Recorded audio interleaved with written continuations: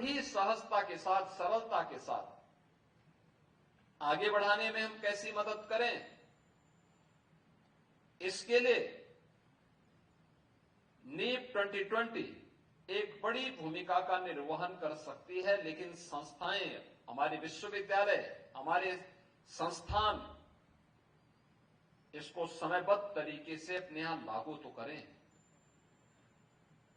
मुझे बताते हुए प्रसन्नता है कि उत्तर प्रदेश सरकार ने इस दिशा में जो प्रयास प्रारंभ किए, टाटा टेक्नोलॉजीज के साथ हम लोग आज उत्तर प्रदेश के अंदर वोकेशनल एजुकेशन में हम लोगों ने 150 से अधिक आईटीआई को इमर्जिंग टेक्नोलॉजी के साथ युवाओं को जोड़ने के लिए वहां पर एक बड़े कार्यक्रम को आगे बढ़ाया है।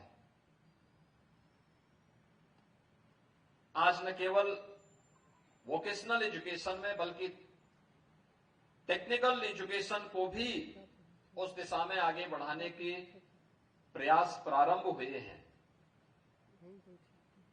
यह जो इनोवेशन कैंपस है, वास्तव में तकनीक कैसे हमारे जीवन को सहज और सरल बनाने में योगदान दे सकती है, इसका उपयोग अत्यंत महत्वपूर्ण होता है और आज के समय की मांग भी है। सुविधाएं पहले से सब कुछ एक साथ है, लेकिन इसको ईज ऑफ लिविंग के अनुरूप तैयार कर रखना, उसके अनुरूप बना देना, और ये तकनीक इसमें बड़ी सहायक हो सकती है। मैं भी देख रहा था जब इस कार्यक्रम में आने के पूर्व बहुत सारे युवा ऐसे थे जिसमें दीनदयाल उपाध्याय गोरखपुर विश्वविद्यालय के इंजीनियरिंग फैकल्टी से जुड़े हुए युवा भी थे और आईटीएम गीडा से भी जुड़े हुए युवा थे, जिन्होंने अपने इनोवेशन को वहां पे प्रस्तुत करने का प्रयास किया। और यह एक अच्छी शुरुआत है। अक्सर होता क्या है, हमारी एक आदत बन गई है व्यवस्था को कोसना। हम हर कार्य के लिए सरकार को दोषी देते हैं, सिस्टम की खामी को उजागर करने का प्रयास करते हैं, अपनी कमियों को न देख करके हम दूसरों की कमियों को उजागर करने का प्रयास करते हैं। परिणाम क्या होता है, वो समस्या असाध्य हो जाती है, कभी उसका समाधान नहीं होता।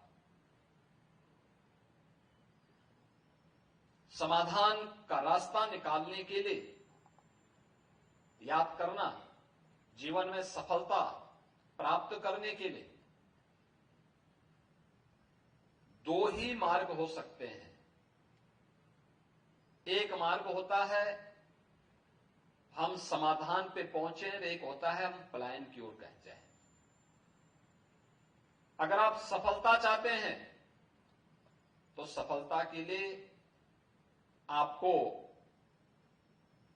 समस्या पर नहीं, समाधान पर चर्चा करनी पड़ेगी।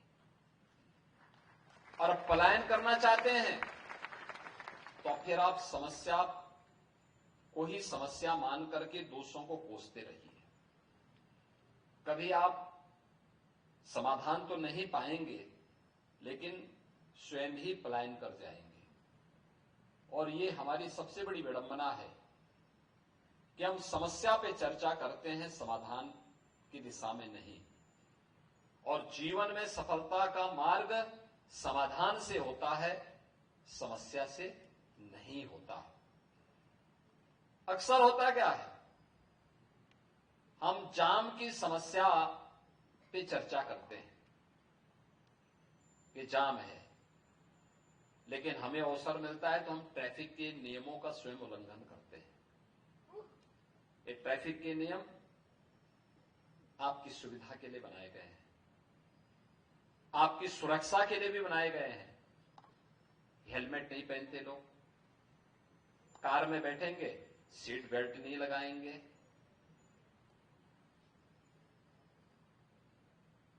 बाइक चलाएंगे तो कान में ईयरफोन लगा करके चलेंगे,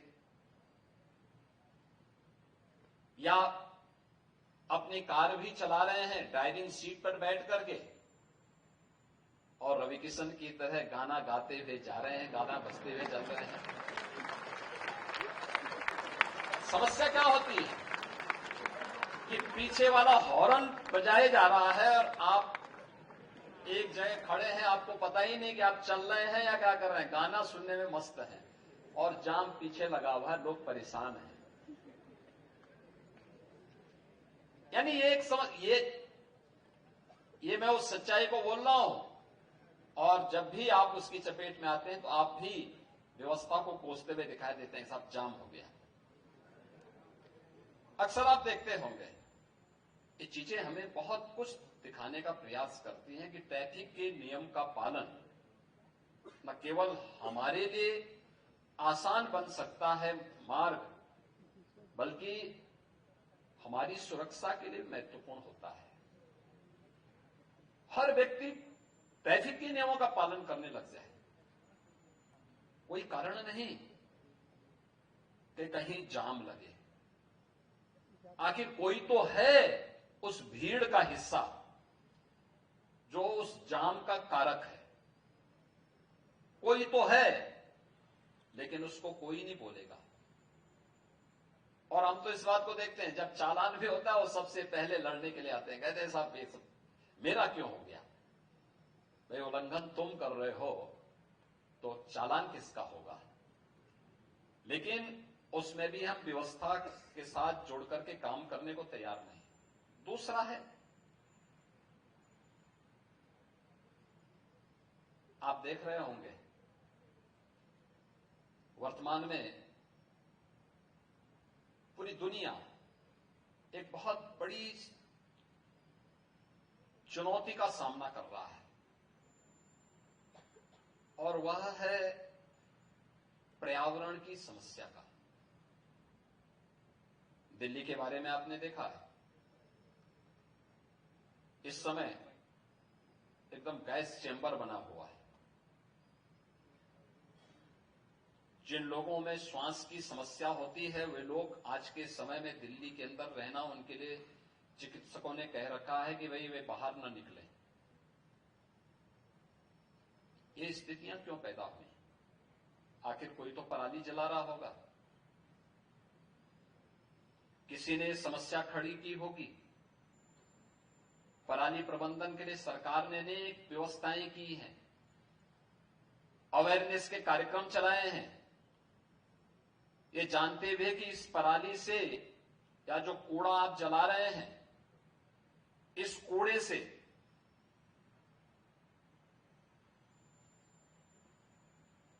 जो भी गैस निकलेगी एक खतरनाक गैस होगी और वह पर्यावरण को भारी नुकसान पहुंचाएगी।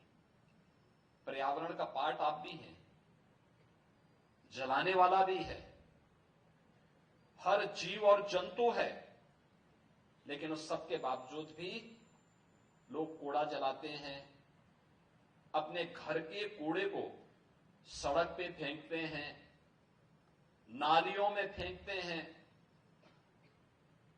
पराली पे आग लगाते हैं। परिणाम क्या है? दिल्ली जैसे सिटी एक गैस चैंबर में बनकर के लोगों के स्वास्थ्य पर और खासतौर पर बुजुर्गों के लिए, बीमार लोगों के लिए एक समस्या बन जाती है। अन्य दैनिक जीवन में आने वाली वे बहुत सारी समस्याएं हैं जो हमारे सामने हमेशा इस प्रकार की एक चुनौती देती है। इनके समाधान का मार्ग भी है। मैं देख रहा था ट्रैफिक सिग्नल कैसे होने चाहिए। सड़क में अगर किन्हीं कारणों से गड्ढा हो गया है तो उसके बारे में भी अलर्ट की व्यवस्था। कुछ युवाओं ने इसमें प्रयास प्रारंभ किया है। पुराने समय में आप देखते होंगे गांवों में पूरा गांव मिल करके या पूरा कस्बा मिल करके अपने यहां स्वयं सफाई करता था। कूड़ा कोई इकट्ठा हुआ, प्लास्टिक था नहीं, तो जो कूड़ा होता था उसके लिए खाद का गड्ढा होता था, वहीं पे इकट्ठा करते थे और वह बाद में कंपोस्ट बन जाता था। फिर उसको खेतों में डाल देते थे तो खेत की उर्वरता भी बन पड़ती थी और साथ साथ कूड़ा प्रबंधन की समस्या का समाधान भी स्वतः स्फूर्त भाव के साथ सबके सहयोग से संपन्न होता था।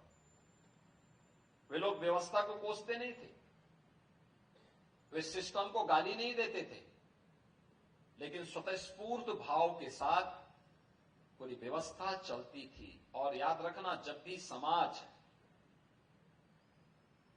लीड करता है तो वही प्रोग्रेस भी करता है। जब भी वह सरकार पर निर्भरता उसकी ज्यादा होती है तो प्रॉब्लम भी ज्यादा हो जाता है, यानी उसी पे निर्भरता उसकी हो जाती है, वो पिछड़ता हुआ दिखाई देता है। इस सैमसंग इनोवेशन कैंपस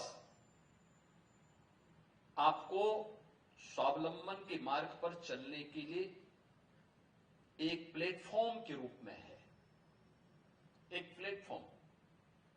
और प्लेटफॉर्म इस बात को लेकर के कि आप इसके माध्यम से स्वयं का एक स्टार्टअप स्थापित कर सकते हैं। आज केंद्र और राज्य की सरकार स्वयं का स्टार्टअप स्थापित करने के लिए बहुत सारा सहयोग कर रही है। हमने उत्तर प्रदेश के अंदर 1000 करोड़ रुपए का फंड ऑफ फंड बनाया है, जो लड़के, जो युवा इस दिशा में कार्य करना चाहते हैं उनका सपोर्ट करने के लिए, उनका सहयोग करने के लिए। इंडस्ट्री और इंस्टीट्यूशन का आपस में सहयोग बने, कोलैबोरेशन हो और उसके माध्यम से युवाओं को वहां पर इंटर्नशिप करने का एक अवसर प्राप्त हो। क्योंकि अक्सर होता है, आप अपनी इंस्टीट्यूशन में, अपनी यूनिवर्सिटी में जो कुछ भी देखते हैं, जो कुछ भी पढ़ते हैं, वो आपका एक प्रकार का थ्योरेटिकल नॉलेज होता है। लेकिन आपने इनोवेशन कैंपस में आपने देखा होगा, यहां पे आपको प्रैक्टिकली एआई के बारे में, इंटरनेट ऑफ थिंग्स के बारे में, बिग डाटा के बारे में उसका प्रयोग करते हुए आप देखे गए होंगे। उसका प्रैक्टिकल स्वरूप आपने, उसका व्यावहारिक स्वरूप आपने यहां पे देखा है। यह जो व्यावहारिक स्वरूप है, यही आपके जीवन में उपयोगी होने वाला है। क्योंकि थ्योरी पढ़ते पढ़ते व्यक्ति की समझ में कम आता है, लेकिन जब उसी का व्यवहारिक स्वरूप देखता है तो बहुत आसानी के साथ उसको आप आगे बढ़ा सकते हैं, बहुत आसानी से आप उसको बढ़ा सकते हैं। और इसी को ध्यान में रख करके कि इमर्जिंग टेक्नोलॉजी के साथ हमारा जुड़ाव हो, हमारा युवा जुड़े, ये भारत के लिए और उत्तर प्रदेश के लिए तो ये गौरव की बात होनी चाहिए कि जब दुनिया के अंदर बुजुर्गों की संख्या बढ़ती जा रही है, तब भारत दुनिया के अंदर सबसे युवा राष्ट्र है और भारत के अंदर उत्तर प्रदेश सबसे युवा राज्य है, सबसे युवा राज्य है। यानी हमारी जो कुल आबादी है, उस आबादी में 56 से 60% आबादी ऐसी है जो वर्किंग फोर्स है, युवाओं की है, कार्य करने की सामर्थ्य रखती है। अगर वह इस प्रकार के प्रशिक्षण के साथ जुड़ करके अपने आप को तैयार करती है तो यह भी अर्थव्यवस्था को भी और प्रत्येक नागरिक के स्वावलंबन को भी आगे बढ़ाने में मदद करती है। और इस हमारा युवा इस आज की मॉडर्न टेक्नोलॉजी के साथ जुड़ सके, उसके बारे में जानकारी ले सके, इसी को ध्यान में रख करके सरकार ने निर्णय लिया, स्वामी विवेकानंद सशक्तिकरण स्कीम के अंतर्गत 2 करोड़ युवाओं को हम टैबलेट और स्मार्टफोन उपलब्ध करवाने के एक बड़े कार्यक्रम को आगे बढ़ाए। सैमसंग भारत की ही नहीं बल्कि दुनिया की इलेक्ट्रॉनिक्स की एक बड़ी कंपनियों में से एक है। और उत्तर प्रदेश के अंदर तो सैमसंग का जो निवेश है वह उत्तर प्रदेश का एक ब्रांड एम्बेसडर के रूप में भी सैमसंग दुनिया के अंदर काम करता है। स्वाभाविक रूप से सैमसंग का जो कार्य है वह टेक्नोलॉजी कैसे उपयोगी बन सकती है और कैसे हम टेक्नोलॉजी को समय से आगे बढ़ाएंगे, कैसे वह हमारे जीवन में परिवर्तन का कारक बन सकती है और कैसे हम अपने व्यवसाय को भी और तीव्र गति से आगे बढ़ा सकते हैं, इसमें एक निर्णायक भूमिका का निर्वहन करती है। और उत्तर प्रदेश में आप जैसे युवाओं के लिए अवसर इसलिए भी है, याद रखना, भारत दुनिया के अंदर सबसे अधिक मोबाइल फोन और इंटरनेट की सुविधा प्राप्त करने वाला देश है। सबसे अधिक लोग भारत के अंदर इसका उपयोग कर रहे हैं और भारत के अंदर कुल मोबाइल मैन्युफैक्चरिंग के 55% मोबाइल अकेले उत्तर प्रदेश में बन रहे हैं। उत्तर प्रदेश के अंदर इलेक्ट्रॉनिक आइटम भारत के अंदर जितने भी बन रहे हैं उनमें 60% अकेले उत्तर प्रदेश में बन रहे हैं। और इसलिए आप जैसे युवाओं के लिए इस फील्ड में बहुत सारे अवसर हैं। हां, हम इस दिशा में कैसे अपने आप को तैयार कर सकें और ये डे टू डे के कार्यों को भी कैसे टेक्नोलॉजी के माध्यम से और भी आसान बना सकें, इस दिशा में और भी इनोवेशन की आवश्यकता है। याद करना, दुनिया के अंदर महाशक्ति वही बना है जहां के युवा इनोवेशन पर और रिसर्च एंड डेवलपमेंट के कार्यक्रम के साथ अपने आप को जोड़े हुए हैं। जितना अधिक रिसर्च एंड डेवलपमेंट होगा, बढ़ेगा, आगे चलेगा, उतने ही अच्छे परिणाम और उतनी ही बड़ी ताकत के रूप में वह देश और समाज आगे बढ़ेगा। हमें आज के इस अवसर पर इस प्रकार के अभियान को और तीव्र गति से आगे बढ़ाने की आवश्यकता है। मैं सैमसंग इनोवेशन कैंपस के लिए सैमसंग इंडिया को इस बात के लिए हृदय से धन्यवाद देता हूं कि उन्होंने गोरखपुर विश्वविद्यालय को और गोरखपुर से उत्तर प्रदेश को इस कैंपस के माध्यम से इमर्जिंग टेक्नोलॉजी के साथ हमारे युवाओं को जोड़ने का काम किया है।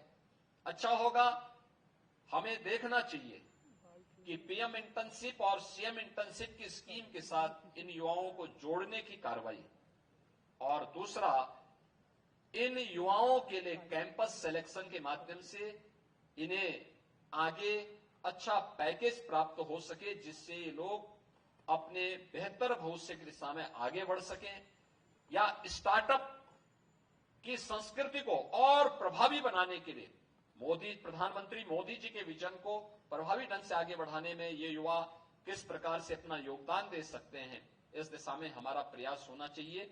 एक बार फिर से सैमसंग इनोवेशन कैंपस के आज के इस कॉन्वोकेशन में, थर्ड फेज के कॉन्वोकेशन में उपस्थित सभी युवाओं को मैं बधाई देता हूं। आप सबके प्रति मेरी शुभकामनाएं हैं। आने वाला भविष्य आपका इंतजार कर रहा है।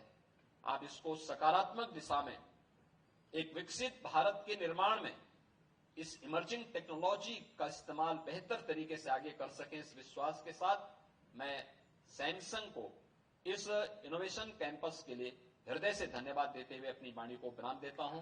धन्यवाद। जय हिंद। वीके न्यूज, राष्ट्र के नाम।